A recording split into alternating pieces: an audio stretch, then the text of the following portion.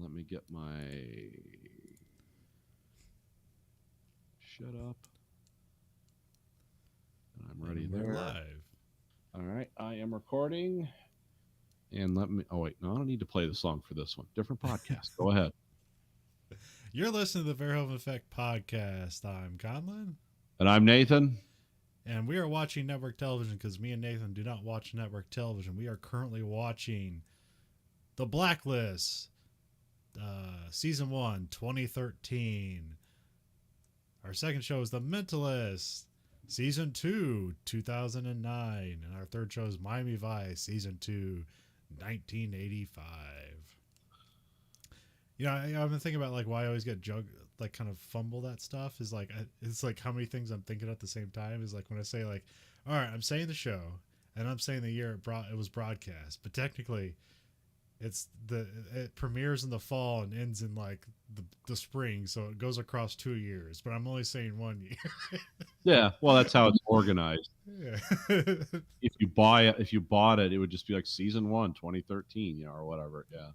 Because when we It's, cross over, because like in the current list, we're in like the November era of these shows, and at some point it's going to cross over another year, and I'm probably going to like, well, what year do I say? And I'm probably going to say, I'm probably not, I'm probably going to just say the year I see. So have there ever been shows that like start in summer and just run continuously through till like winter season? yeah, yeah, because there was but they're usually limited series. But yeah, they started doing shows in summertime, but it's usually like those 10 episode like cable series. Okay, okay. So they're usually so that'd be like what like 2.5 months. So it probably won't even make it to about about September. So yeah, I'd make it to about premiere season Okay. or fall shows or whatever. I didn't know if there was any that had weird architecture like that. I remember in the olden days, like summer TV was like just a junkyard, Oh, it's just reruns. or it was, yeah, or stuff they didn't think was going to make it. They'd throw a new show up Yeah, for the fall because I remember Northern Exposure was one of those. It's like no one's going to like this. This is the one in the '90s about people living in yeah, Alaska, and it came out as a summer show, and then they're like, oh, people like it. Then it became part of the fall lineup. yeah, Like, yeah. There's some there's what they call them like mid season replacements. Like sometimes a show will be canceled and then like another show will take its place, and usually the show that takes its place is like something weird that nobody believed in, but it's like it's all in the can, so just throw it out there. yeah, Um, yeah, I think like Parks and Recs was like a mid-season replacement, okay, which is maybe why the first season is like very bad compared to the rest of it. yeah. um, but I'd have to like look it up. It's like what's famous mid-season replacements. But yeah, the other like summer thing about like reruns I remember is the story they talk about with Magnum PI, where like it was canceled and then like the show got huge ratings and reruns, and they're like, oh no, and they had to bring it back because I guess in the last episode of the first season they kill them off because they thought they were canceled, and then Oh, they just made it. It was just a dream. It was one of those. It's like, oh, that was just a dream. He didn't die. I love that. And then went on to do like I don't know, like seven or six more seasons or whatever. Wasn't that place? Didn't Barack Obama? Doesn't he own that house that was used in that, and they're currently dismantling it to build a new one? I don't know. Someone said it was like, oh, he bought the old Magnum PI house, Huh? and it's being like refurbished. Like it was really old, and they just like, oh, we Yeah. got to rebuild this. Well, there's also currently a new Magnum PI. Oh, really? Okay. Yeah, they're just rebooting every old thing. There's a new Wow. MacGyver. There's a new Magnum PI. About a new Star Trek. Oh no, never mind. Oops. Uh, Actually, there's like four of those. yeah, and they're all wonderful. Yeah, I mean, I like Lower Decks, but it just if you see a trailer of it, it looks bad. But I actually think it's good as just a weird adult comedy that takes place in the Star Trek universe, and it actually has like it's like the only one that adheres to like the promise of like a brightful future where people are optimistic and just kind of weird stuff happens and they deal with it rather than like the very dour and and mean of the Star Trek Discovery. Yeah. It's like, what are we going to do with all this hope? We're going to kill stuff with it. To a better future. It's like, no, just different kinds of violence. What's better about the Star Trek future? Phasers don't have kick, so you can just fire continuously. You don't have to worry about muzzle flip and recoil. Like, oh, that's the bright future. Energy weapons don't really have a lot of muzzle kick. Good. That's what they were talking about. That's what Roddenberry was really talking about. What's the other good thing? You don't have to dispose of bodies if you set phasers to disintegrate. It's like, oh, yeah. It's nice for everyone to come into a room where a bunch of people were killed. It's like, no bodies, great. No bodies, no crime. Yep. That's the Star Trek we wanted. It's sinister. Has Discovery done a thing yet where they just have somebody who's a serial killer and they just throw somebody in a transporter and just disintegrate them in the transporter? Maybe, I don't know. Not yet. We're just transporting people into the middle of the sun. Like, yeah. Just wash our hands of it. Just their molecules. There's no pain. It's just a bunch of molecules shot into the sun. It's great. I had an idea for like an episode of Star Trek that would be like, it'd be like kind of horrific, but like somewhat interesting. It'd be like one of those episodes where like they're in like a runabout and like they get stranded somewhere and they can't reach communication. The power's dying for some reason. And I had the idea where like somebody like they're out of food and then like somebody wakes up and like the other person's gone, but there's just a bunch of food there. And like they had done. They just they just use this transporter to feed them into the food processor. Yes. And create the raw protein to make. Yeah. But then like there's still some matter like left in the transporter buffer that they bring them back and they're like missing arms and stuff. Yeah, it's like, you get a commendation for thinking, but probably not going to be in Starfleet anymore. Yeah, they'll call it like they'll have a name for it, like the Picard Vind maneuver, or Picard food processor. I always like the idea of like, hey, we're running out of resources in our universe. It's like, well, we can go to parallel universes. We've proved that. It's like just harvest material that we need from parallel universes. It's like interdimensional colonization, but it's all upbeat. It's like, there's no price for this. It's just another dimension. We don't have rules about that. It's not our universe. It's not under our jurisdiction. Yeah, this is like a free trade zone of stealing resources from other universes because we use it for our own. This is what we're talking about tonight. Hey, TV. We're talking TV on the Verhoeven Effect. So as always, we start with our first show, The Blacklist, Season 1, Episode 9, Anslo Garrick, number 16. Original air date, November 25th, 2013. NBC Monday. The team's headquarters is attacked in an effort to assassinate Red. Showrunner John Bokenkamp, written and directed by Joe Carnahan. Okay. Who directed the premiere. Okay. Yeah, I can see like, how we laughed about the special effects in like the last 4 shows. Yeah. It's like, they were banking money for this because that's what I thought. This was like like Die Hard almost. Yep. Yeah. It's very dark too. There's like stuff going on that's very sinister and sad. And the FBI had secret facility, like, the safe space isn't safe anymore. Apparently some Australian guy that Red shot in the head a while back is back, and he's angry, and he can take over government facilities in Maryland, and like nobody notices. I mean, it is technically a secret black site facility, but it doesn't necessarily make a lot of sense. But there's a lot of gunfire, explosions, and like, well, the signals are blocked. It's like, well, that should also trigger a response, but whatever. Go with it. Yeah. We start with just a bunch of shots of blood and violence and wrestler like screaming as Red is doing things, and then we cut to like 13 hours Germany, 13 hours earlier, Munich, Germany, and then Red is like, and his company are like drinking with probably bad guys. Yeah, they're having a beer hall putsch, in Munich. It was Munich. Okay. And then Wrestler shows up, and then like Wrestler is like pretending to be like his inside guy, but that's something that Red initiates. So like Wrestler doesn't know he's going to do that. That's just what Wrestler does, or that's what Red does. Yeah. And then he says Liz has been detained for unknown reasons. Then we cut to Tom and Liz, and they're just like reminiscing about her dad who died in the previous episode. And then there's like Liz has flashbacks of her childhood and just stuff just burning. Yeah.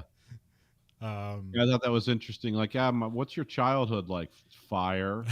I mean, she has that burn scar that they Yeah. talked about. So it's yeah.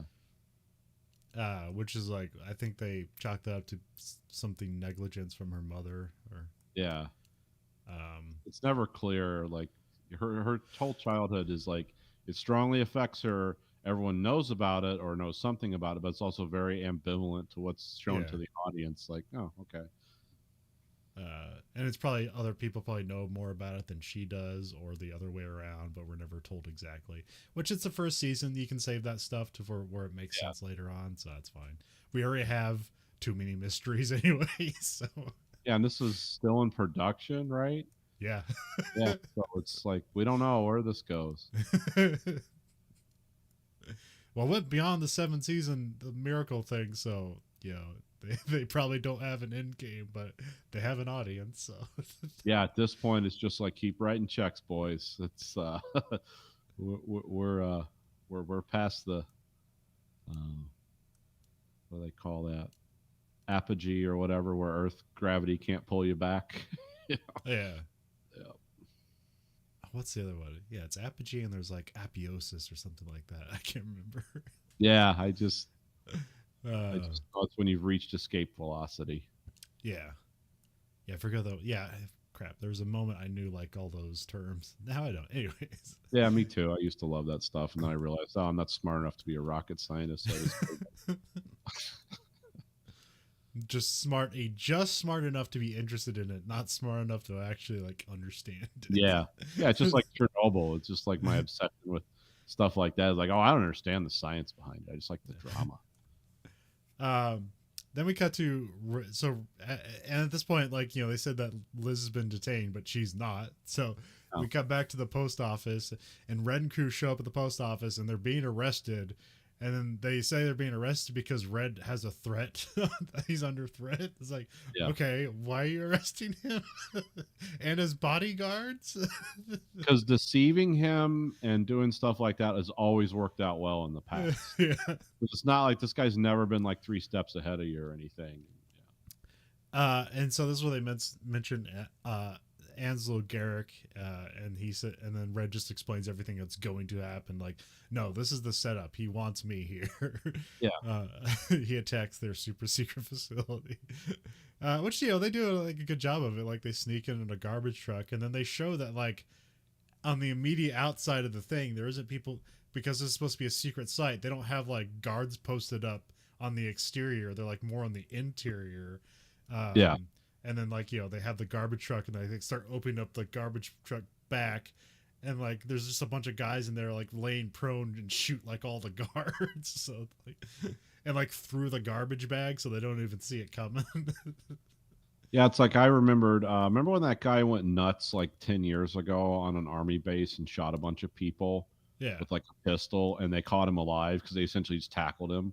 And everyone was like, how did he attack inside an army base? And it's like, well, not everyone's walking around in there with a machine gun. I mean, Yeah. they're just doing work. It's like Yeah. once you get past the outer gates, it's like now this facility, of course, they did have armed guys walking around inside, and it required a hit. But sometimes people, it's like, yeah, once you get past the outer security, like people have to work there. It's not just everyone pointing guns at everyone all day. Yeah, you don't wake up with your AR-15 on you. Like, nah, shit's in the armory. Yeah. And it takes like papers and time to get it out. Like it's not Yeah, immediate. just handing them out. Like, here's your Yeah. gun. Even if there's even if there's a thing going on, there it's just happening. Hey, you take this. Go stop the guy. Yeah. So yeah, I was surprised because I never thought about it that way. I mean, part of my head logically knew it's like, yeah, not everyone there's carrying a weapon all day long, but also it's like when you hear about shootings on an army base, he's like, That seems like the last place you'd want to try something like that. But then someone explains like, "Oh no, you don't. Yeah, It's just yeah, like because your like place of work. Like no one carries guns around at your place of work either." It's like, yeah, oh, because like where everyone's living in the army base, like there's no reason for people to be armed. Like where you're going to be armed at is like at a training, like at a firing um range that's range like or something. away from the base, that's Yeah, outside the base and is under kind of different circumstances. Like that's where you have your rifles and stuff at. Like if people get itchy out there and try to pop people off, yeah, they're gonna get knocked down pretty quickly. Like they've oh, what do they call them? Shit, we were traveling on like buses to the range, and like nobody had, yeah, we all had our rifles, but nobody had any ammo except for one guy who's like designated, they call him like the guardian angel, and he has like a clip or not like not a clip magazine. He's got a magazine with bullets in it in case somebody gets randy, even if it's one of our own people or if it's somebody else on the outside. So one person is armed on the bus full of people with weapons. oh, that sounds like a dark job. To have. It's gonna be a lot of decisions to make very rapidly. Well, it's so, I mean, well, it's so easy because like, you know, it's a bunch of like military guys, so it's pretty easy for them to just have like a pocket full of 5.56 and a magazine hanging around. They Yeah, just pop that shit in and start going crazy. I always heard crazy about stories, and I don't even know if it's true. I know some of them are true, but they always talk about people like how, like if you have to go to the bathroom, and they usually have porta potties out there on the range and stuff like that, you'd have to hand off your rifle to somebody because there's so many instances where people would go in the bathroom and shoot themselves. oh Jesus, really? Yeah. I forget. Like the military's got all this big suicide problem. Yeah. Uh, yeah, I forget. Yeah, okay. Forget. I didn't think about that. And like okay, that's got to be some true at some instance, or either that's the story they tell to like make the excuse like they just don't want it. But yeah, I mean, you think about like a porta potty is like it's an enclosed space where nobody can see you. So if you want to do some iffy stuff, that's the place to do it. Yeah, yeah. Um, Not the case with the secret post office facility in Black. A lot uh, of they had armed physical security there, but these guys overcame it with just with overwhelming force. yeah, surprise, and they're like heavily armed, and they're just like a team of super mercenaries until they're not, which that's always fun.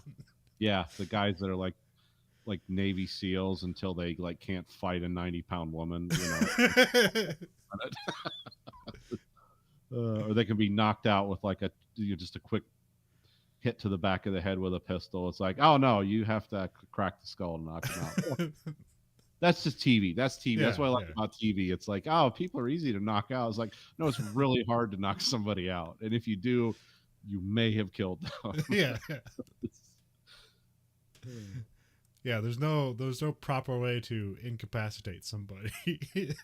No, I mean, even with the chokeholds and stuff, you know what you're doing. Still cause brain damage. It's Yeah, still shutting down the old skull. So, but yeah. yeah. There's two kinds: air choke and a blood choke. Blood choke does it the quickest, make people pass out, and it's too long. It starves blood from the brain. If you do air choke, it takes like 8 minutes to choke somebody out if you're doing an air choke, but also it's like super easy to kill somebody that way. So, And if you uh, crack someone in the cerebellum with the butt of a pistol, you can also stop their heart and lungs from working.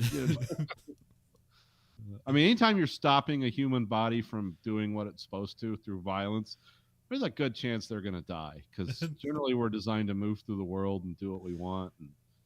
But yeah, so but in this case, there's a lot of TV tropes in this yeah, shootout. But I mean, but it's exciting and fun. So yeah, we know I wasn't like, oh, I'm just taken out of this. yeah. Um, We're just I mean, pointing out. So gruesome parts were like when wrestler just takes a shotgun blast to the leg, and it's like pretty vivid. yeah, and it Like, affects him the whole time. yeah, he's not walking that one off. He can't walk. He can't feel his legs. It's gruesome. It sounds like someone threw a bucket of blood on the floor when it happens. Like whoever did it well because it's like, oh yeah, he just got, and they made sure it's like, yeah, that's a shotgun. That's like that leg's gone unless they write it differently. But yeah. Yeah, I mean, yeah, the way they talk about in the rest of this episode, it's like, well, he either has to die or he's losing that leg, and I'm pretty sure neither are going to happen. No, no. um, And that's trying to protect Red, who Wrestler doesn't like. yeah. And then Red has to protect him, which he could have just left him there, which normally, if Red did was like, well, good luck, and just took off, I'd be like, yeah, okay. That's. Yeah, so the power is cut, and then Liz is in the elevator, so it's immediately like, this is Die Hard. They even cut the power in the exact same way that they do it in Die Hard. So Yeah, they bring the saw across all the pipes, and I always, the electrical trunk for everything. It's like, oh, those blades non-conductive? They're in those saws. That's all. Gonna be a lot of juice going through there. But okay. Yeah, well, yeah. Weirdly, the oh, what do you call those? The devices that are blocking the signal. Yeah. Like those were just like they drop them on the ground, they explode in sparks. Yeah, that's weird. It's like it's real hard because the tech guy is like, if they're jamming those, they got to do it at the source, and they're going to be really powerful. And it's like, yeah, I guess they are, because if you drop them on the floor, they're like little flashbangs. It's like, wow, that's potent technology in there. If it's shook around too much, it explodes. So yeah, they cut the power, and then like there's a bunch of FBI guys getting shot as they take the place, and then Wrestler escorts Red, and then yeah, Wrestler takes the shotgun blast to the leg, and then Red's cuffed up, and he kind of gets the key from Wrestler and uncuffs himself and like takes action and like grabs like all the guns and medical equipment from the guy and stuff like that. And he drags Wrestler to the box that they put him in the first 2 episodes, and he locks himself in there. So it's a very good gimmick, because then like the bad guy Ansel Garrick is just out there taunting him as he's like as Red is providing like medical aid to Wrestler, and then like they're just jibing back and forth. Yeah, because the thing is, they don't have enough explosives to breach it, because it's made out of special DARPA material. Yeah. And it's like, if they do get enough explosives to breach it, it's just going to turn the people inside into paste. And Red points that out. It's like, you're not going to get to torture me if you blow me to bits. And this guy's like, I'll just torture what's left. You know? But he kind of says it like as someone would say, "I'll fuck the corpse." You know, it's always kind of, this guy's the bad guy in this is like, well, he's got one dead milky eye, and his face looks like someone and a bunch went of scars, with a hatchet, and apparently that's from. Yeah, Red shot him in the head. Yeah. This is why he wants to kill Red, which. And he's got like a lip that kind of like is like open in a weird way. That's probably from some nerve damage or brain damage from the shot to the head. So, and you know, the guy's just some like quirky, rough-looking Australian character actor, so he does a really good job. Yeah, he looks weird, and he sounds evil. You know, it's like that's what's required. Yeah, and there's a part where like Wrestler's just staring like through the glass, and he just pulls out a gun and shoots it, and the bullet ricochets and just hits a random guy in the background, and then like as he's squirming around, he just shoots him in the head, which you know is funny, but it's like, why is anybody following this guy? Yeah, I always love those guys that like, I'm going to show that I'm the ultimate bad guy. Like they did this nonsense in the Sum of All Fears a lot. Yeah. And like, I don't know if you've heard the commentary on that. Tom Clancy's like, yeah, that's the guy everyone's going to follow, that has one of the henchmen strangled to death in front of the other guys, because everyone else in that room is going to look at each other and like, we got to kill this guy because he is literally, we can't trust him. He's going to kill someone in front of us. And it's like, okay, we can't deal with this guy. We cut our losses and go do other criminal shit. But you know, for some reason in movies and TV, like that's always like the ultimate tough guy move. It's like, I'm going to shoot one of the people that's helping me, because like all the other people are like, oh, when's it my turn? to embolden their loyalty for me. Mm-hmm. Yeah. For something he screwed up. Yeah. Or even better, when like the evil henchman, like one of them makes a mistake, and the main guy's like, kill yourself for me. It's like, wait a minute, these guys are operating under the principle of money or something. Like they're criminals. Like this isn't like, oh, I made a mistake, it's time to commit ritual suicide. These guys aren't samurai or something. They're just guys that are doing this for money, but whatever. Yeah, sometimes you combine interesting visual things that make no sense whatsoever. Yeah. This is why this stuff is entertaining, because it almost never happens this way in the real world. Because Yeah. number one, the real world's way more complicated than fiction, and also people are only motivated by a few things: money, adventure, stuff like that. But if it gets too dangerous, it's like, nope, time to go. It's like when you're under withering machine gun fire in the real world, like you don't take action. There are people that do, and they get congressional medals of honor and stuff because almost nobody takes action when there's a room full of guys firing machine guns. It's like, nope, get down. And uh, yeah, Also, it's oh man, I just had a point, but I completely forgot it. and also like drywall and stuff does not make good cover in like raging gun battles. Like you don't just hide behind a wall. It's like, oh, I'm safe. It's like, no, you just shoot through the wall, But that's Yeah, that's why I really like that movie, The President's Last Bang, yeah, which is about an assassination attempt. And that movie's like, it's played off, or it comes off as a comedy because it shows how awkward an assassination is. Like, in a conspiracy to commit murder, it's like, it's not this like calm execution of something. It's awkward and weird, and people don't believe it at first. Wait, what's going on? yeah. Because in real life, if like you're a president, if you're friends with the president of Korea and trusted enough where you can get like in his circle with a gun, it's like you're not just going to suddenly like your eyes are going to turn black and you're just going to become a murder machine. So you're going to look that guy in the face and shoot him. And that's hard for almost anyone to do outside of like fiction or, things like that. Yeah. So that's fun. Yeah, Liz works her way out of the elevators. And she's like using her shoes to do it. She like cuts her hands, and then she gets out of the elevator and she doesn't have shoes on. So now it's just okay. This is just Die Hard now. Yeah, I'm surprised you didn't play the music from Die Hard, like that song track when she got out. I would play it, but of course we can't do that. But everyone visualize in your mind. Think to like last Christmas when you watch Die Hard. Dun, dun, dun, dun, dun, dun, dun, dun. There's like little, like the shaking of the Christmas like bells. Yeah, so I was immediately thinking like, yeah, they like Die Hard. Red now, tourniquet. I've seen 2 things in this show that are from Die Hard. Red tourniquets, wrestler's leg. And that's brutal. Yeah.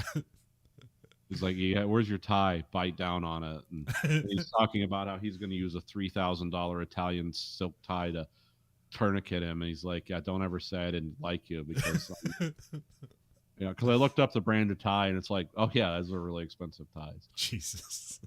Yep. Garrick, and then Garrick tells a story. It's Ansel Garrick, but I have in my note as Garrick. He calls him Ansel. I'm not sure I have him in your notes. Do you have any preference to this? Garrick's fine. Okay. So Garrick tells a story about how he sold out Red to Wrestler like years ago, but then Red got away. And then also like Red just knows this. Like, yeah, I know all this. Yeah, that's the game. Because like Garrick's just like, why are you saving this guy? Like I tried to have him kill you, and he really tried hard to do it, and he didn't. Yeah, and this is also where Garrick gets mad and shoots the glass and hits his own guy. And then we have Cooper and his crew are captured in the armory, and then the tech guy is like out trying to get the word out, and he gets like access to the cameras. But weirdly can't get a signal out somehow. I know they have jammers, but like well, he's also plugging a computer into some kind of physical line. It's like, well, that's not Wi-Fi anymore. Yeah, whatever. It's well, and also like how's the backup power working? Like if you cut the main lines, like where's the do you have a secondary backup power generators that have their own independent line going to every electronic source in the building? Well, it is the government, so maybe. Yeah, I guess. Yeah, Garrick doesn't have enough explosives to open the box, so this is where they go and take the armory.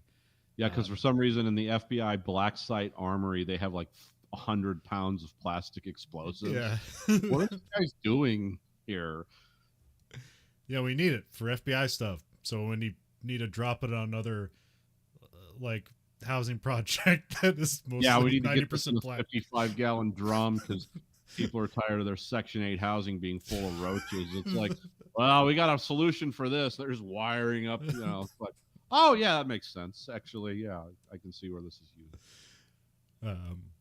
But was that Simtex that was using? Was that Philadelphia? Or what was that? It was Philadelphia, right? Yeah, we talked about the article once because I remember like the opening part of the article was like, do you know the FBI like attacked and murdered black people in America? And I'm like yeah, maybe in the 50s. It's like no, much more recently than that. They dropped a bomb on a building and killed like a bunch of people in the middle of a major U.S. city. It's like, no, they didn't. And you read the story, it's like, oh, it's exactly what they did. Yeah. Yeah, it was some kind of like sub. It wasn't as powerful as C4, but it was like Yeah, you would know the difference. I think Simtex. I think is Pro Yeah. C4 or whatever. Yeah, it's like it doesn't make a difference if you get hit by it. You're not going to be like, oh, this is much nicer than C4. I mean, it was mostly the fire that killed a lot of people and took all the houses down, but still, it's like, no, they literally dropped a bomb on people. Yeah, it's just the intent. Now, they're getting after drug dealers, so, Miami Vice, that'd be okay, but not in real life. Yeah, that's, again, again, real life is more complicated and messy and bizarre sometimes. I mean, if they just poured gasoline from an FBI helicopter and lit it on fire, it would still be like, yeah, that's straight up murder, but okay. Well, I think it was that the FBI supplied the bomb to like the local police. Oh well, yeah. I think that's. But anyways, yeah, yeah. Liz and the tech guy. I wrote. Oh, it's like a ROM. I think I wrote it down later because he was on a previous episode. He's been all their computer guy stuff is this guy. Yeah, and he's not like an action man. No. She hands him a gun. He's like, I've shot at paper, and he's like, pretend they're paper. It's like, oh, okay. I actually read it interesting. There was an Explain It Like I'm 5 on Reddit that was like, what makes a special agent a special agent? That was really interesting because it's like, oh yeah, I guess I really don't know that. And it was like what you're talking about, like where it's like the IRS are like technically agents, like they can investigate things, but they don't have the power to arrest people. That's what a special agent is. They both investigate and have the power to arrest people. Yes. Yep. Yeah, agents are just mainly investigators. It's like they have a technical, because they have accountants in the FBI that like, I'm an FBI agent. Oh, have you ever arrested anyone? No. Ever been in a gunfight? No. You don't fight with ledger books. They just read information out of them. Oh yeah, this is also around the time Red is giving a blood transfusion to Wrestler. Yes. They happen to have both have a incredibly rare blood type and B negative. So yes. Well, the same blood type my wife has. 8% of the global population has that blood type. So. I mean, we could have had Red be O negative because that works with everybody, but. Yeah, it's fine. It's fine. Whatever. I don't care. Actually, like Joe Carnahan has a weird history of like blood transfusion stuff being like a plot point in all his movies. Well, is that a thing with him? Yeah, because have you ever seen Blood, Guts, Bullets, and Octane? No, I haven't. Okay, there's like, I mean, it's like a Tarantino ripoff movie, but it's fun for what it is. And like the ultimate thing is like what's this all about? Why did this all happen? And like this rich guy comes in at the end, and it's like he basically like murdered this whole like native village in South America that had some special blood type that could basically like essentially like cure all of his cancer or something. And he killed the whole town and took all their blood, and like all the blood was in this special container that was in this car or whatever. So much like Quentin Tarantino has, what is he known for, the foot thing? Yeah, it's like this guy's got a blood thing. Yeah, blood fetish. Yeah, okay. I don't know. They don't have anything like that in The Gray, do they? There's no blood transfusions in The Gray. I don't think so. Okay. The Gray's just known for its like real upbeat dialogue. It's like they went to Liam Neeson. There's like, okay, what do you want me to do for this movie? We just want you to be an Irishman, like a real from Ireland Irishman, and talk about your childhood. What? Yeah, that's it. And then you're going to shoot wolves and stuff. It's like, oh, okay, cool. Yeah. That's what I remember from The Gray. Yeah, I just remember the bits people talk about where he like puts like broken bottles in between his his hands to like fight the wolves. Yeah. I've been meaning to watch. I hear it's like one of his best movies because It's good. It's really uplifting.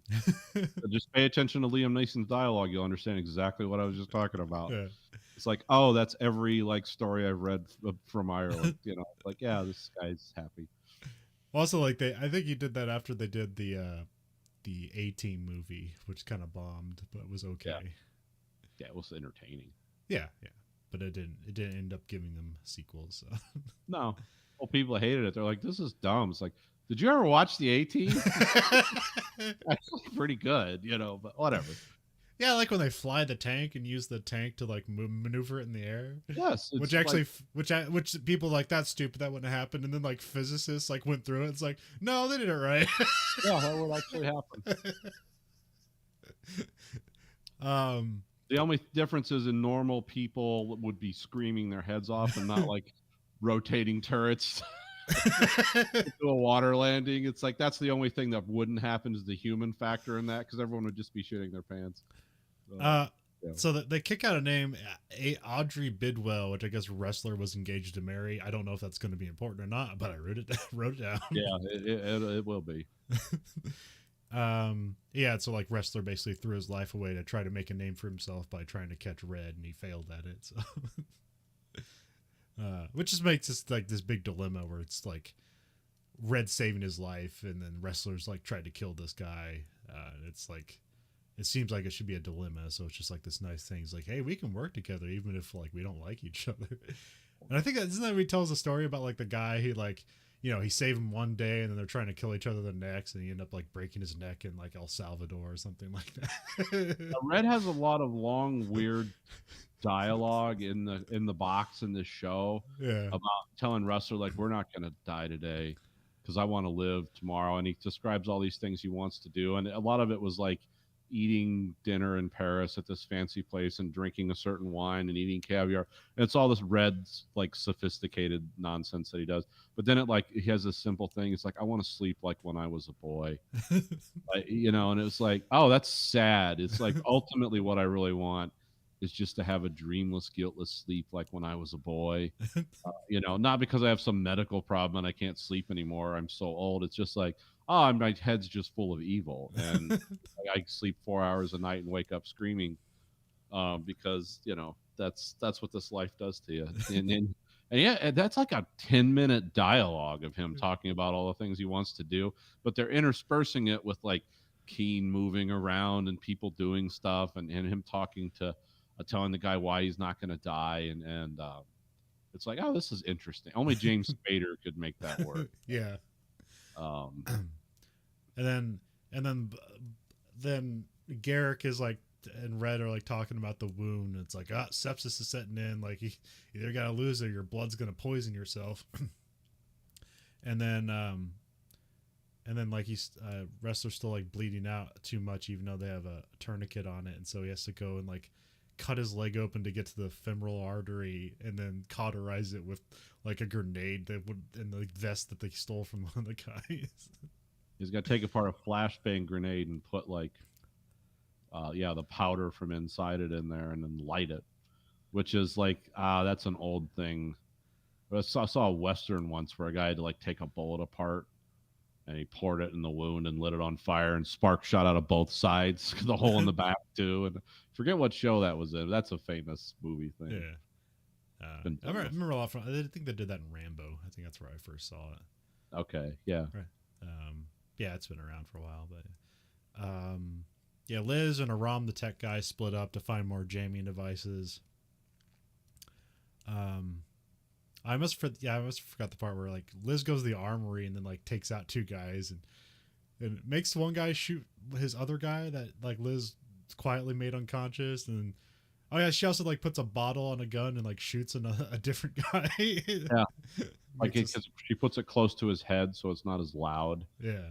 Like his head, like it's a water bottle on the end of a gun, and then like she presses the open end against his head, and he does something or whatever, and she shoots it. It still sounds like gunfire, but it's not nearly as loud. Yeah, it's like you become part of the silencer. Weird.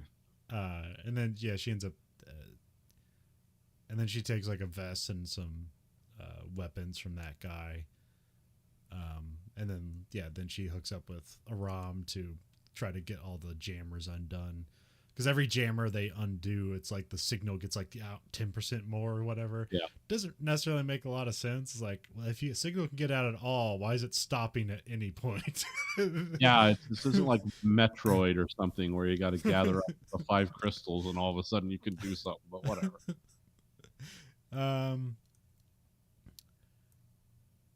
Yeah, and then like Garrick and the gang, like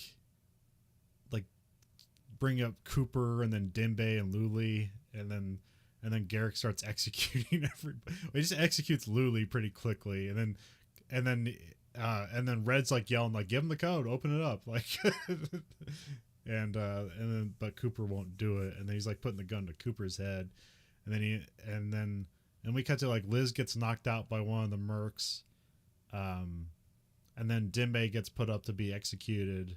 And then Red begs Cooper to open the door, but he doesn't. And then we cut to black and a gunshot, and so that's the end of the episode. So. Yeah, the next one started rolling. It's like, oh, I want to see what happens. Like, no, don't do it, because then next week I'll be like, oh yeah, vaguely remember what happened. So, yeah, it was a good episode. I liked it. Yeah, it was very exciting. It was engaging and fun. Yeah, if all those bad special effects led for them to do this episode and the next episode, it's like, okay, good on you.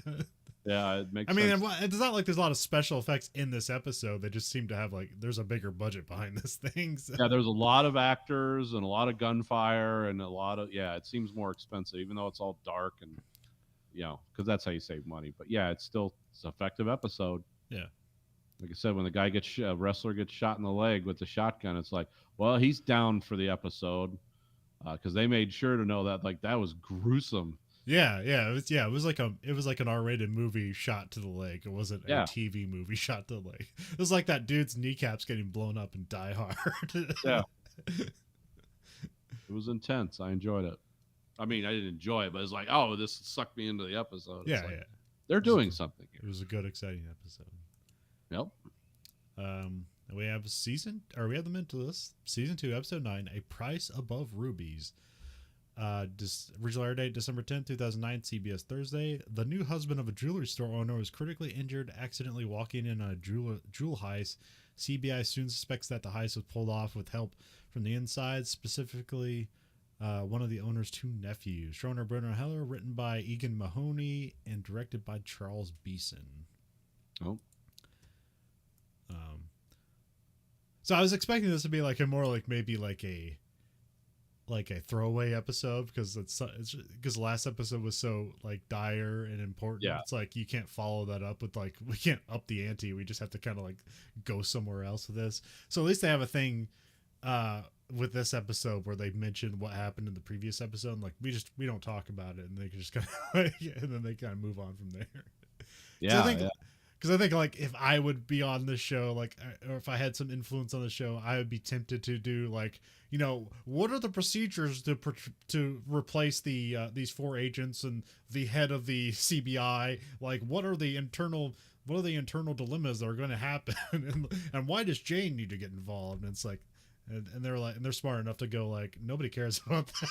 Yeah, no, that's just minutia. At the end of the day, it's like we got what we wanted. The rest of it's just minutia. So we have some building. There's a security guard locking up. You hear some guy singing, and for a minute I thought it was the burglar. Is the cat burglar like playing Danny Boy while he's on a speaker? It's like that doesn't seem like good cat burglar practice. Yeah, it was this Hudson Hawk all of a sudden. Yeah, what are we doing? Then we cut. Huh?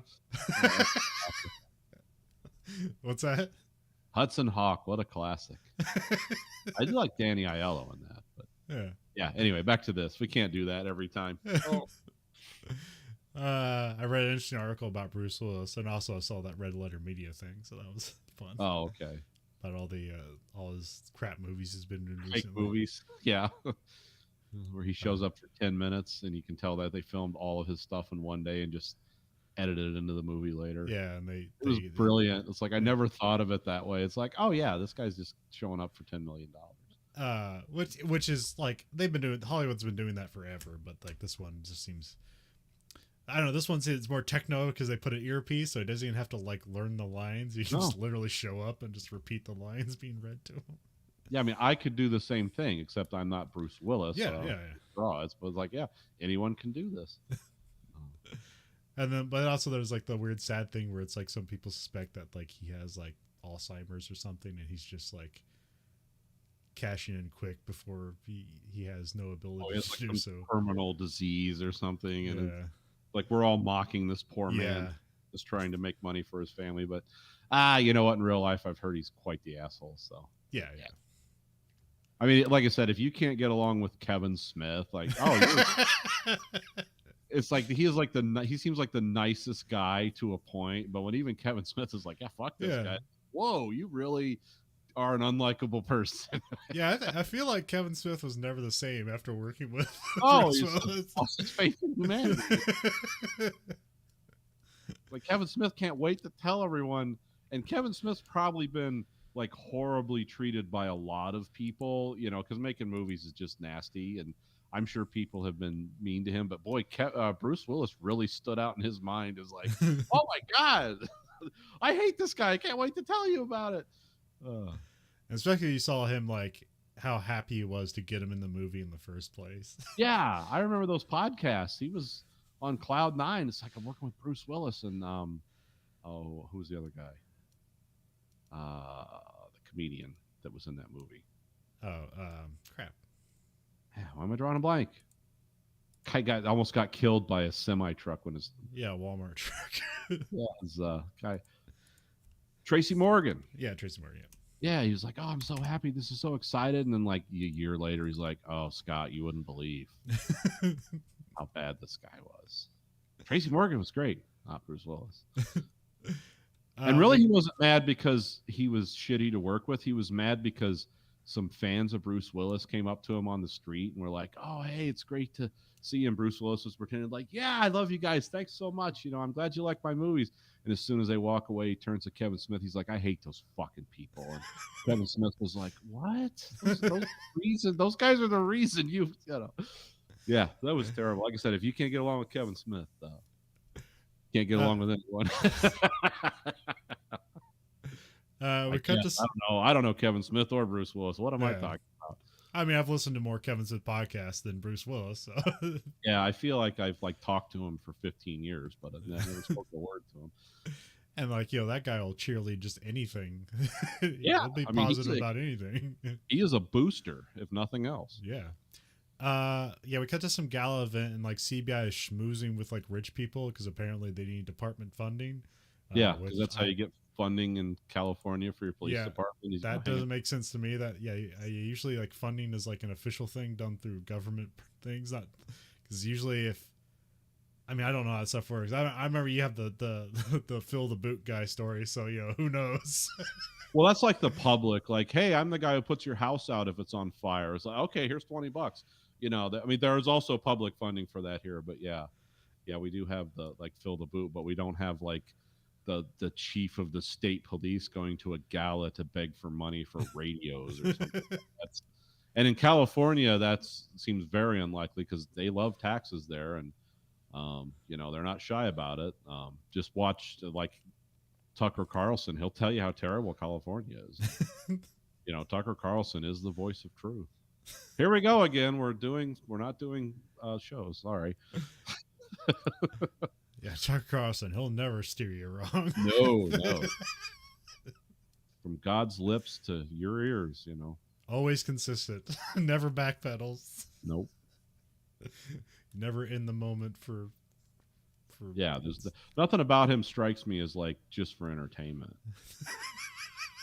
I mean, that's because like Jon Stewart always like praised him, especially when he like got his show canceled after he had Jon Stewart as a guest on CNN.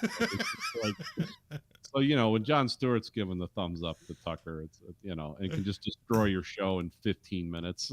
It's like, yeah, this guy's not totally legitimate. And you'll have to figure out how much of that is sarcastic or not. All of it is. Sorry to our artistic people who can't discern that. Yeah. I wrote down as the robber Jane. No, it's not. Yeah, I was sort of thinking it's like, is he free and loose. Yeah, the He robbers does look. put the tiara on Lisbon. It's like, look Yeah. at this. Isn't this cool? And the guys who own the vault or jewelry store are like, would you stop? What are you doing? But Jane gets to be a showman in this at the party of rich people. Yeah. And he gets to shame the rich for being rich. Yeah. He always plays well to the crowd, but doesn't really mean anything because nothing changes. Yeah. The robber's looking over some diamonds. We see Jane entering the crowd. Entertaining the crowd. He admonishes the crowd for being rich, but then he like turns it around and gets them to like willingly donate to the CBI. Yeah. Doing a good job. He gets them to hold up their hands. It's like, all right, everybody's willing to donate. All right, everybody donate. How many here acknowledge that they are lucky as hell? How many? And it's like, well, yeah, no one can say no to this. I mean, but in the real world, people would raise their hand like, do you know how much I paid in taxes last year? That's the real world. But in this world. And then we come back to the burglar, and I wrote that they shoot one of the guests who tries to stop them, but like these places are far apart, but like he just happened to be at that. Actually, I don't know how distant they are, but they are some distance away. Yeah, I mean, it didn't happen in the same building. I guess. But he was there for some reason. So it was Carl who was shot. I wrote down, no idea who Carl is, and Carl is Esther's new husband. Yeah, she's the rich aunt that owns the jewelry store that these brothers run. Yep, and Carl is a lot younger than Esther. Yeah, he's a tennis pro from out east, which immediately sets Jane like, oh, all tennis pros are sociopaths, or something. He says something like that. Yeah. He immediately insults people to see if a clue arises. Yeah, because that's the easiest way for Jane to find clues. Just insult people and mock people who are dying or dead and see what happens. I just wanted to see if you cared. Now I know you're not guilty. Yeah, Jane doesn't get punched nearly enough. And then Van Pelt puts together a lot of clues like really quickly, and then like she finds it was like a former safecracker, Doyle Murphy. Yeah. Like, yeah, this guy did it. But then Jane's like, nah, I think it's Carl. And they're like, and then Lisbon's like, you just want to be Carl because if it's this guy, if it's Doyle, it's not interesting. Yeah, it's straightforward. It's like, oh, who's the safecracker? This guy. Well, he must have done it then. And Van Pelt and Rigsby raid Doyle Murphy's room, and they find him. He's dead. I wrote posed as a suicide, but I guess not necessarily. Yeah, I thought it was like, oh, he shot himself in the closet, like he shot himself. But yeah, no, it wasn't that. I just somebody shot him in the head, and they just left the gun on his belly. So, yeah. And that was the same gun that shot Carl, so they got that together. And so, like, yeah, technically this whole time it's not a homicide investigation because Carl's still alive, but now it is a homicide investigation because this guy's dead. Yep. So, CBI can take hold. Jane hypnotizes the motel clerk to get some clues on a cowboy hat truck guy who's Donald Culpepper. Carl changed his name, and he's actually like a crook that owns alimony to his wife. Yeah, his ex-wife. Right. So that's kind of going towards Jane's theory. And but yeah, Donald looks good for the murder because of Doyle, but yeah, Jane thinks that's too obvious and boring. Yeah, because when they find Doyle, he's just like hanging out in a jacuzzi in like an alleyway. Yeah, it's a weird scene. It looks like a stolen. I know people that, well, I don't know. I'll just say that, like, I know people that have had jacuzzis before in weird places, like their garage or something. And it's because, they're stolen. You can't, build a deck around that. So you just put it in the garage and enjoy it while you can. 'Cause you can put a jacuzzi anywhere. They're freestanding. But, yeah, this was a weird scene. Because it looked like a bunch of biker dudes and this guy. And yeah, and this guy's like he literally goes, like, he was like, your associate Doyle Murphy was shot dead. And he's like, I'm shocked. And he's like literally sarcastically. So it's like, okay, this is a bad guy. Yeah. And they tell him it's like, oh yeah, you're known to be this guy and be involved with criminals and stuff. And he's like, I'm a dynamic businessman, and everyone has something to say about me. But he basically like doesn't care. He's being asked about a murder, so it's Yeah. like, yeah, this guy's a bad guy. He's like he's used to this on some level. But it's like Doyle married his sister, and but like he hates his sister, but for some reason, like Doyle owes him money because he spent like 200 grand for him to go to rehab. So it's Yeah, like, who does that? I don't know. So, but that it's like, yeah, it wouldn't make sense for him to kill the guy just because he owes him for rehab. Because like, why would he do that in the first place? But yeah. I don't know. Like, yeah, the Culpepper guy kind of ends up just being a misdirect. He's not really. No, he's a bad person, but not Yeah. that. Not in this case. Although this is like one day he'll like when Jane has his back turn, he'll get him or something like that, and he kind of disappears from the show, and he isn't used again. So I wonder if they bring this guy back. Oh, maybe, I don't know. Because he is like a pretty prolific character actor, so I could see that happening. So Oh yeah, yeah. I recognize this guy from like, oh, I've seen this guy in a lot of things. the coroner finds a giant diamond in Doyle's intestines. Yeah, And then that's um, oh yeah, this moment. and then Jane is like, "Oh, the diamond's fake," and he tries to smash the diamond, assuming it's fake, and it just shoots all over the office and gets lost somewhere, and it's a giant diamond. Yeah, it's like the Hope Diamond. Yeah. It's tries to smash it with a fire extinguisher, and it breaks a window and ricochets around the office, and they can't find it. And Jane's like, "Oh, I thought it was fake. I'm sorry. We'll find it."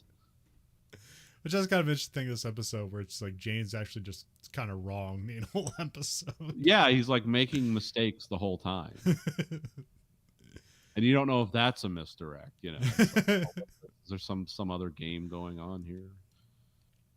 um, but then Jane makes a connection between Doyle and the Dovertons, the nephews, in a rehab facility. And so Jane makes, yeah, they go to the rehab facility, and Jane makes Lisbon act like she's a potential patient, and he sneaks so he can sneak away and illegally search the doctor's like Yeah. files. And then he goes through his desk and finds pills, and he's like, "Whoa, Doctor Feelgood."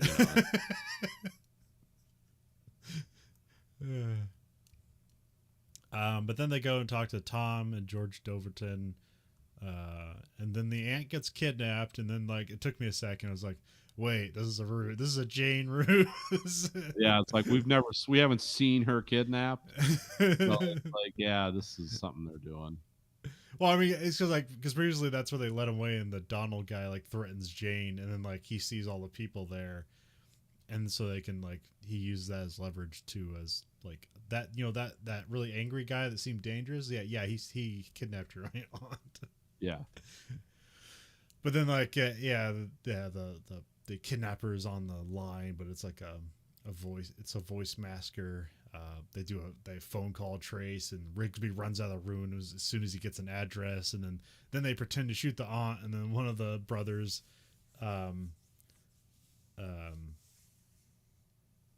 vomits and leaves the room, but then it's Tom that takes the second phone call, and then basically Jane gets Tom to confess to killing Doyle. yeah. Which is like, yeah, good luck, prosecuting attorney. Yeah, the whole connection to the case is him illegally searching the doctor's like files. Yeah. Which yeah, there's a lot. Yeah, like it's like. So ultimately, what was the guy trying to do? Like Who's he's that? just like the Tom, the nephew. Like, is he just trying to steal from? Yeah. For what reason? I'm not sure. I think he's just. I think he was just trying to. I think Tom was just trying to rob. Was just trying to rob him. Okay. I think it was like an insurance company. But I'm not sure exactly what the deal is, because the reason Doyle had the diamond as an intestine was he was just trying to, swallow some of the loot so he could keep it for himself. Oh, okay. And Tom just killed Doyle to kind of close the loop of like, oh, this guy's culpable, Like he Okay, could be a yeah, witness against me, and I'm just going to murder him and just try to. And they're just they misdirect them into going out looking for the businessman and stuff, or the criminal.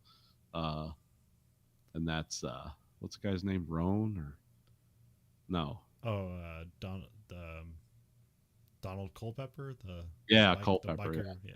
Yeah, yeah. So it was just All no. It right. was always it was kind of it was a little hard to follow. Yeah. It's like because even I was like, oh, why'd Tom do that? Oh yeah, he's just trying to sabotage the business and make money for himself because he doesn't really care about his aunt and he doesn't Yeah. like the new husband and because like oh yeah he's a part great now he's slept his way into this we're gonna have to split money Oh with yeah, that's right. Yeah, yeah. yeah. So they just didn't like Carl. So this is like a weird or Yeah, it Tom. wasn't the clearest No. episode. It was Well, there's a moment where like they kind of like look at the aunt for a second, like, and I was like, wait, is this a triple cross? Because like she like goes back to see Carl, and like Jane's already there, and is like, that's Jane usually does that stuff when he's like getting another confession, but like this time it's just he's trying to see if Carl's legit, like if he actually loves her, and then like so yeah, again, Jane is wrong about Carl, and so like Carl has actually turned his life around, and he does love this lady, so it's like a happy ending for them. yeah because Jane says really nasty shit about her to Carl. It's like yeah she's just some old bag you're taking advantage of and he says his real name and it's like oh yeah your wife's still looking for her alimony and you're just riding this and this guy's like I'll beat your ass. He goes I don't ever talk about her that way. He's like oh here she is I guess you really love her I was wrong and he just leaves. This guy's like on life support and Yeah. yeah it's like oh yeah Jane is a sociopath. uh, Then we end with Rigsby finding the diamond, and then Jane kind of messes with him. Is like, I'd look the other way if you just walked out of here with that. And then Rigsby's like, haha, I'm not doing that. That's a trick. But also, I wouldn't do that. And then then Jane like sneaks the diamond into Van Pelt's pocket, and then she pulls it out, and Jane's like, yeah, it's from Rigsby. And then she's like, she thinks it's like some kind of weird marriage proposal or something. And then they're also just scared that like, oh, Jane knows. Oh no. yeah Because yeah, there's a beat here between Rigsby and Van Pelt where they're like, it's like why don't we just come forward with our relationship, and like no, we can't do that, we'll be split up and our careers will be over or whatever. So yeah so yeah, yeah it was a fun episode. yeah, I mean, yeah, they had to like step down. You can't keep up the intensity of last no, week's episode. yeah. So Just it was it was a good buffer between exciting episodes. yeah, Um, and for our third show, we have season 2, or Miami Vice, season 2, episode 9, Bushido. Original air date November 22nd, 1985, NBC Friday. Castillo is forced to choose between friendship and duty when Jack Gretzky, his best friend from his days in Vietnam with the CIA, reemerges from the criminal underground complete with a Russian wife who's being pursued by the KGB. Showrunner Michael Mann, written by John Lakely, and directed by Edward James Olmos. yeah. And the first and last episode of Miami Vice, he directs. Oh, okay. Yep. Because yeah, we've had like some clunkers here, so this was a pretty good episode. This is the kind of Miami Vice I was talking about. Yeah. I talk about Miami Vice where it's like, oh, it's Vice cops, but then it involves like the CIA and former intelligence people and Castillo's kind of unusual mastery of like espionage and stuff like this. This involves the KGB too, for God's sake. So this is everything, but there's a lot of this. These are the kind of Miami Vice episodes I like. Yeah. And it's not necessarily like as like the plot doesn't necessarily like make a lot of sense or is like carried out very well, but like as a mood piece, it's like, okay, yeah, this is the Miami Vice I'm looking for. Yep. And it's very little Crockett and Tubbs in this episode. Oh yeah. Yeah, we start out with Trudy on some roller skates and in a weirdly populated park at night. Yeah. But they explain that away. Like Crockett says, like, "Oh man, when it gets hot out, just people come out to the park." So, yeah, and everyone's sweating in this whole episode. Yeah. Yeah, and Crockett and Tubbs are watching with a night vision camera from a distance. which I tried to look up. It was called like the Nocturne 5 or whatever, but I couldn't find anything on the. Yeah. I'm pretty sure that thing was real, but I just couldn't find anything that the internet would pop up for a device from 1985. So. And Tubbs is like doing Tai Chi, just like laying against the wall on the ground.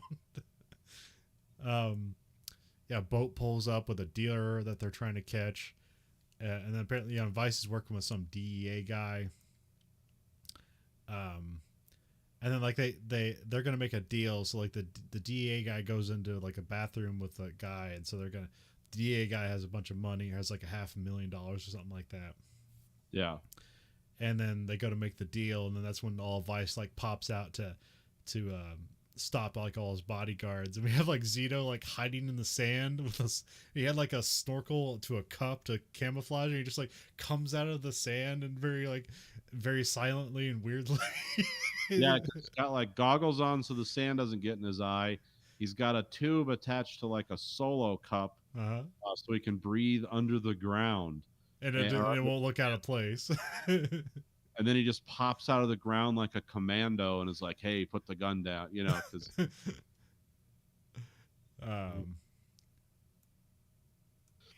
Yeah, everybody, and like Trudy, like who's like, because she has skates on, she's like a half foot taller than the guy she puts a gun to, and she's like, and she like puts the gun to the guy, and is like, that's pointing at your kidney, put the gun down, and and then Switek is like just acting like a homeless guy, and then he pops out and gets a guy.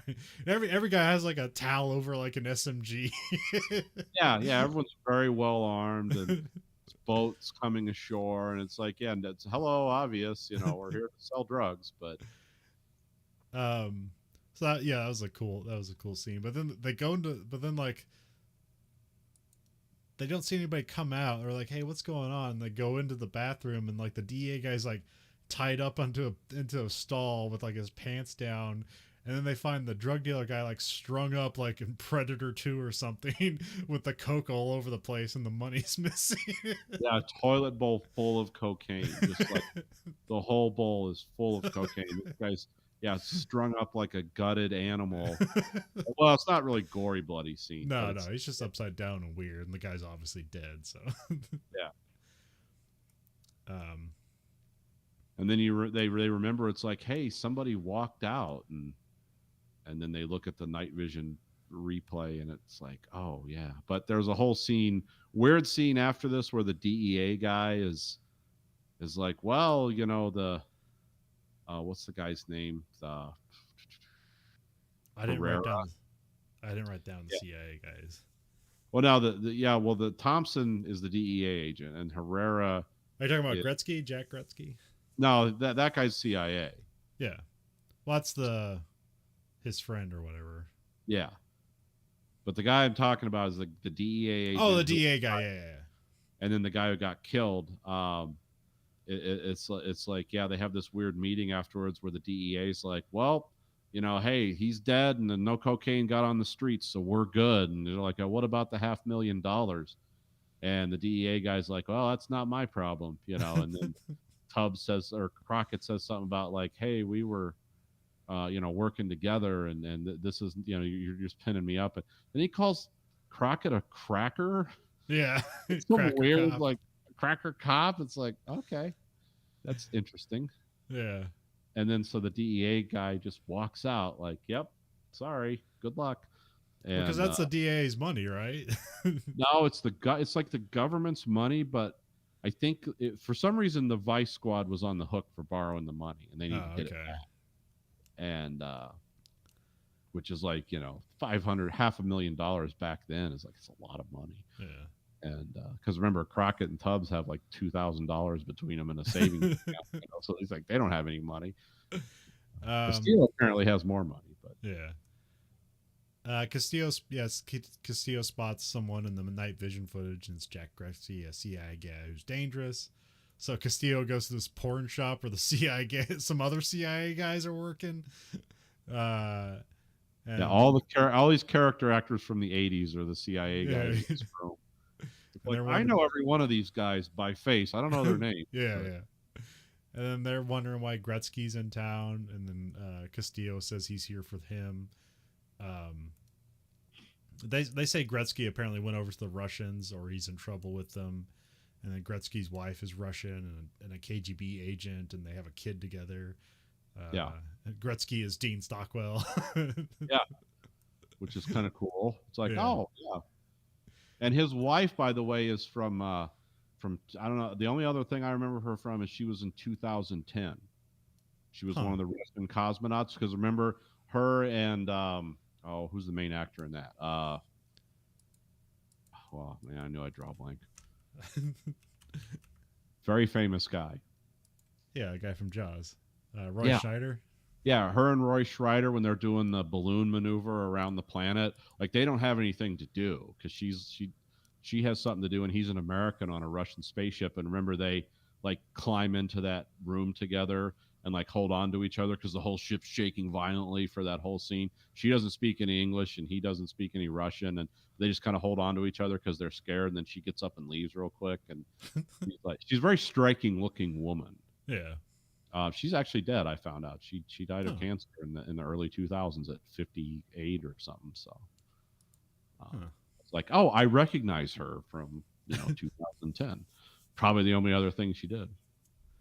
Um, Her name's Natasha Diante or something.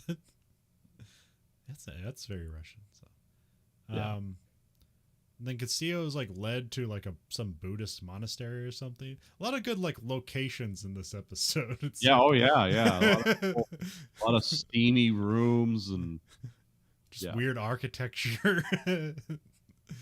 um, yeah. So Castillo meets with Gretzky. Castillo thinks he might be here to Gretzky might be here to kill him. But that's also where we find out that Gretzky is just another magical survivor of the infamous ambush in Vietnam. So. Yeah. Yeah. This Golden Triangle, DEA, CIA, Delta Force, KGB, super ambush. This comes up again in later episodes. Jesus. Oh yeah, it's well trodden ground by the end. Yeah, Gretzky wants his family taken care of, so he's like, he's like a spy. What do they call it? Coming in out of the cold, the spy trying to come in out of the cold or something. Yeah. And then Castillo hugs him, and then Gretzky pulls an Uzi on him, and just like sprays all over the place, and then Castillo just shoots him and kills him immediately. So you think that must have been intentional. If this guy's so dangerous, he intentionally like missed basically fired a silhouette around. It's like, oh, okay. What you find out like Tubbs gets a phone call. He gets some medical records about Gretzky or coroners. Okay. It's like, yeah, Gretzky was mostly cancer. They don't know how he was walking around and talking. Yeah. That he should have been like in so much hot pain he should have never left the hospital. It's like, oh, okay, so that's why. It kind of makes sense. And the CIA guys are just over the moon. It's like, great, you killed him. Now we don't have anything to worry about, Yeah, they have an interesting line. They said, well, like, we either had to kill him or give him a medal, so now it's solved. Yeah, just like really hateful guys. It's like, wow, these guys have really crappy. But then, well, I like, the stuff I know about spycraft, which is probably nothing, but that's always like an interesting thing where it's like people doing spy work for you, like in some ways, like, yeah, you either have to kill them because they know too much or give them a medal because like they've done too much for your country. Yeah. But like you can't let people know that. It's like, oh, but yeah, I mean that's why at the CIA they have that board with all the stars on it that has no names. It's like those are all the people that have died working for the CIA. It's at the headquarters, and there's just stars on the wall because it's like there's no names. We can't talk about what they were doing, but they died in the line of duty for the CIA, which could mean anything or everything or nothing.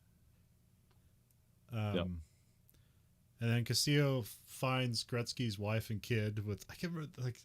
There's like another lady like it's like Enstrada or something. I didn't write down her name, but she has an interesting name. But I don't know if we're ever going to come back to her. She was just hiding the wife and kid away. Yeah, she seemed like to be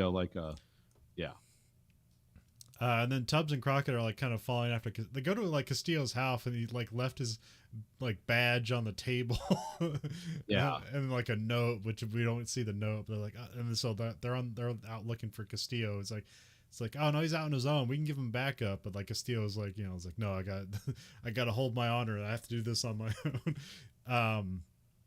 And then they go to like go question the CIA guys, but then some other guys show up. It's like Surf. Hey, my name's Surf. I'm in the CIA. Yeah, it's like, yeah, really. Another actor from the 80s you'd recognize immediately. Yeah, just another character actor who's like in hundreds of things, and he's had his own TV show called Sledgehammer. Oh, okay. Comedy, Dirty Harry, like real slapstick, like bizarre comedy where he just like shoots people, and it's like, well, I guess that worked out. Yeah, it sure did. But then then like they go away, and he goes in the next room, and like the other CIA guys are dead, like throat slit or whatever, and then there's a couple other guys that only speak Russian. Which one of those guys I recognize. It's like, oh, that guy, he's got a weird forehead, and he's like, but yeah, he's been in a bunch of things. So I thought I'd vaguely recognize. He almost looks like Jeremy, not Jeremy Irons. What's the other guy? Remember the kid, like a Canadian guy from well, not the Canadian. He is Canadian, but he was like the commander with one arm in Starship Troopers. Oh, Michael Ironside? Yeah, he kind of looks like Mike Ironside. So. Oh, yeah, okay. Anyways, that guy barely talks, but I just recognize that guy. Well, I thought it was interesting how they established they were like Russian KGB guys.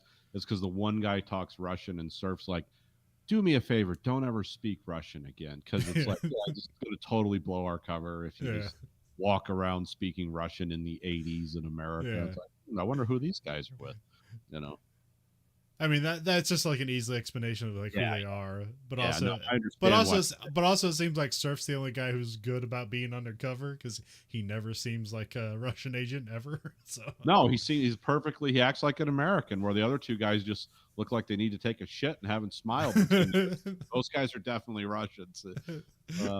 Yeah. Yeah, they put a tracker on Tubbs' Cadillac. Surf loves Cadillacs. Castillo finds the wife and kid at that one lady's place, and she has the case of money. And they take him away. We also find out that the kid is named after Castillo. What's your Martin name? Castillo. Marty. And Castillo's like hiding out on some secluded island that only has like one bridge going to it. Yeah, there's Key Largo. Oh, is that the okay? Yeah, because he's telling that guy's son Marty. Castillo's telling Marty about the samurai legends, like the Legend of Toshi and some others, which actually like know that story. I forget where I heard that, but I don't know. But yeah, so it's like, oh, okay, yeah, that's about the guy whose friend like protects the guy's family. Okay. So yeah, it's like, oh, I know what they're doing here, and that's kind of cool. Of course, it's delivered in that Castillo way of like deadpan, just deadpan, monotone, like, and his friend died, but he protected his family. Is this supposed to encourage me or scare me, Mister? What are you doing? You will die too in a blaze of honor. This is like very Klingon sounding. And then Crockett and Tubbs like pull up to like just before the bridge, and there's like a cop there, and then the Russians hit Crockett and Tubbs, and they just like pull up in like a Bronco, just blast away, and then like hit the cop car, and then the like cars explode. And Crockett and Tubbs dive into the ocean as the car explodes, and it's like, oh, that's a dedicated KGB team there. It's just like suicide bombers. I don't know how we'll stop the cops. The car full of explosives. You two guys go die. Yes, sir. Okay. Then we come back to like Castillo, and Castillo's telling the rest of the story of Toshin, and gives the kid a katana. Yeah. And then the wife stabs Castillo in the back. And you're not sure exactly what's going on at first. because the wife comes in, the kid's got the sword, and he's kind of smiling. And look at Castillo. Castillo is not smiling or unhappy, but not so he's being Castillo. And then all of a sudden he's like, ah, and you just see the look behind him. It's like, what's going on? He's having a heart attack. And then they kind of turn the camera. It's like, oh, she stabbed him in the back with a knife. Yeah, then the Russians show up, and and then Surf shows up with like a ridiculous AR-15 that has like a drum mag and a giant laser pointer on the top of it. Yes, he shows up. I looked this up because it's just like, oh, weird gun time on Miami Vice. That is called a shorty. What's the name of this thing?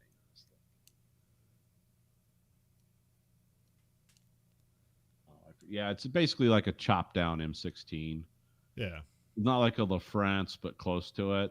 And they put a 90 round drum magazine on it, which I guess never worked. And yes, that thing on top was an early laser pointer.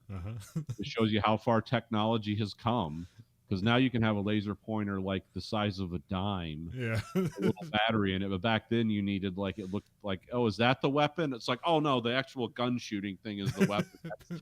That's just the giant laser apparatus hooked up to like a backpack battery or something. It's like, yeah, they had some. That was a ridiculous gun, but it was cool, I guess, because it's like, oh, of course the KGB would have bizarre weapons. Well, actually, I thought it was like that. Yeah, that was like to show how like indentured the Surf guy was. Like he's like totally American now, because that'd be something an American would have. Yeah, just get the coolest gun possible.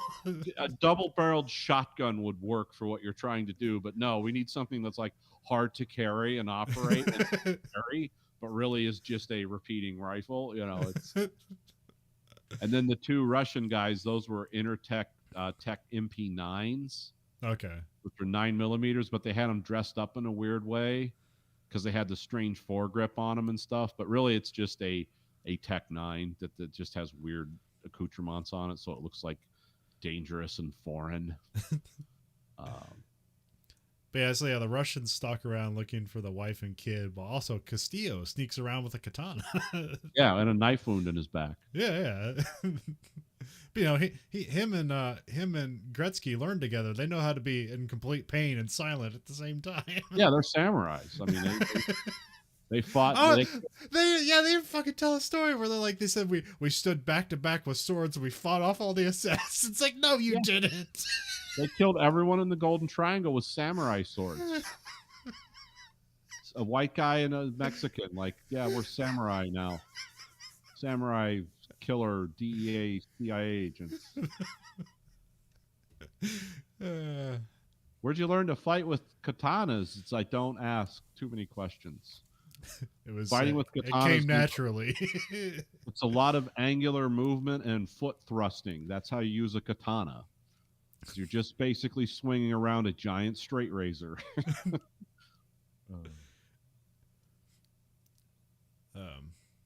Yeah, but like Castillo, like it's a cool stalking scene.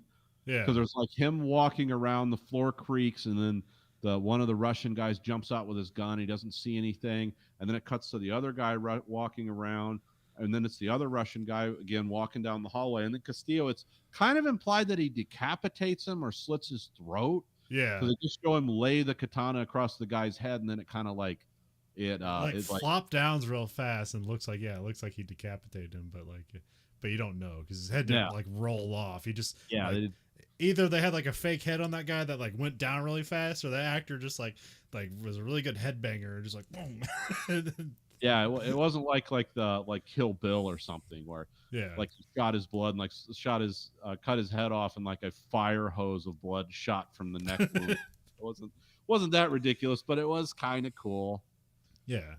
And then he got one Russian stalking him, and then he walks into the bathroom, and it's like, he's not here. And then Castillo is like, got himself pinned up in the ceiling somehow, like where his arms and legs are holding his body weight up. Yeah. And he's like on the ceiling, and then he drops down quietly, and all this with like a knife wound in his back.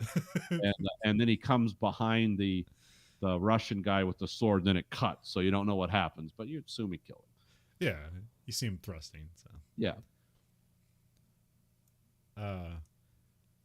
And then Castillo like gets the wife kid are also being like stalked by Surf, and they're like scrounge around the shadows, and it's kind of weird because like they you can see like very distinct like shadows and light, but they and there's like the gun you can see clearly in the light, but then she acts like she can't see, like she's acting like it's complete darkness, so it's just kind of weird. Yeah, And because so she drops her gun because she falls. Because of course she's like fighting in heels or something, which is always practical. And can't find the gun, but she still has a knife. And then they go hide in a room full of bottles in this weird abandoned mansion. And then the last scene you see is them hiding in the room full of bottles, and then Surf's walking around downstairs with his space gun, and which the laser never gets turned on in that, but you know it's what it is. And then yeah. he goes into the room full of bottles, is like, oh no, he's got them, and then it's like, oh, they're not there. And then you cut to like Castillo. Well, there's like a back door that they end up at that Yeah. like Castillo just opens up and they get out of there, and then like they go to like run out to like the front yard, which is filled with palm trees, and like they hide everybody behind palm trees, and then like Surf comes up and he's like driving the Cadillac with his feet, like it's just like it's in first gear automatic and just kind of slowly rolling, and he's just like staying up there. It's really cool looking and weird. It's like Yeah, it's a weird scene because he's doing that so he can just because he's got that big machine gun thing. And it's like if anyone comes from out behind those trees, he's just going to shoot them. Yeah, Which is like what they would practically do, but you know, now no, he's going to have a conversation, and of course the boy's going to run to his mom, and Castillo's going to come up from behind the tree with only his sword, and it's like, well, he's screwed. You know, 'cause this guy's got the drop on him, and of course, because he put the Cadillac in park with his foot, so he just kind of walks up the front of the Cadillac, and then he jumps off, and then you remember, like, oh yeah, this guy's got a bullet in him, fired out the front door at him. When he first came to the mansion, because you know, like any practical guy, she opens the door. There he is with his weird space gun, and he wants to have a conversation with her, and she just shoots him. Like, yeah, yeah, because in any real world, he would just like fired into that thing, killed both of them. It's like, okay, time to go, boys. We're done here. Well, they do say that she's more valuable alive than dead, so he's allowing he's allowing her to shoot him and try to capture her alive. Oh, okay. But he doesn't care about Castillo. He can kill Castillo. Yeah. And so as like Castillo kind of like stands out and is like ready to die to try to fight the guy with a gun from like 10 feet away. Tubbs and Crockett also pop out from palm trees and shoot the guy. Yeah. Which they overhear like some ADR is like, he's still alive, so maybe they'll bring this character back. I don't know. Yeah. And then they put the wife and kid on a boat to presumably safety. And they get the money, but they say there's like 40 grand missing. And then like Tubbs is like, close enough, and he's like, and then Castillo's like, no, it isn't. And so presumably some way he's just gonna just put more money back in there and put it back. He says he's gonna take money out of his bank account to make up the loss. It's like, and then Tubbs is like, man, Castillo rolls hard, and Crockett's like, well, he has to. That or go to prison because they're not gonna believe you didn't, you know, your department didn't have something to do with that, so you kind of have to replace it, but. Yeah, I think Crockett and Tubbs were in this episode like 2 minutes. Like this is tops. This was all Castillo episode, and it was fine. It was great. I mean, compared to the last two, it's like, oh, okay, good. We're back, and I enjoyed it. I like the '80s weird. I mean, I like the '80s weird tech too. Yeah, like they put the bug on the Cadillac, and it's like it's as big as a claymore mine.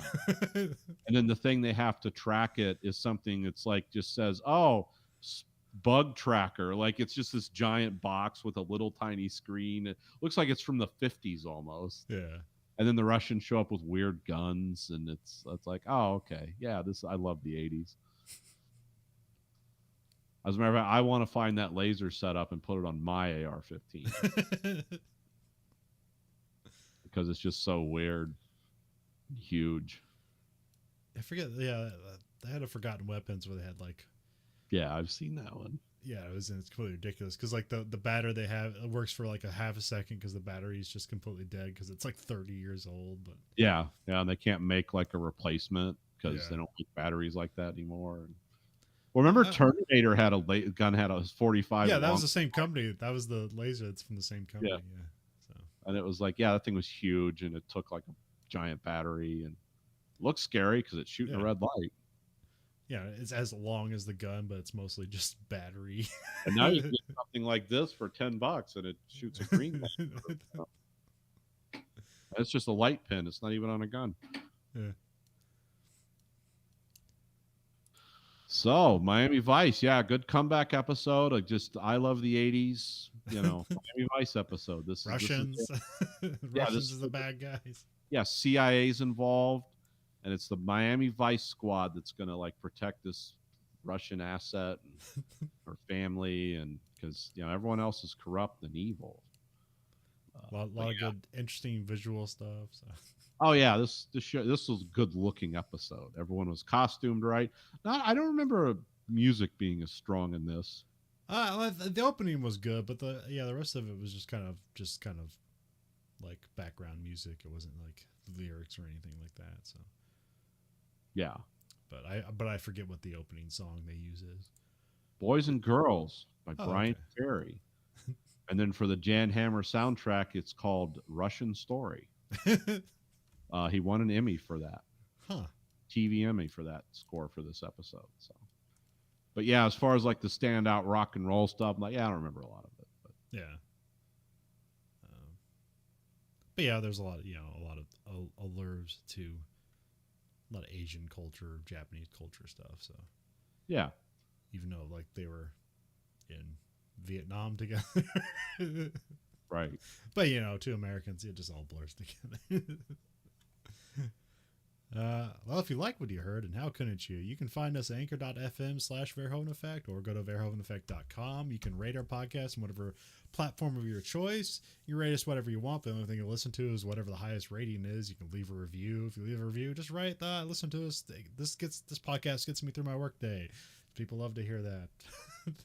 That work is so bad, you need a distraction. And if we can distract you from your work but accomplish whatever, then we've done our job.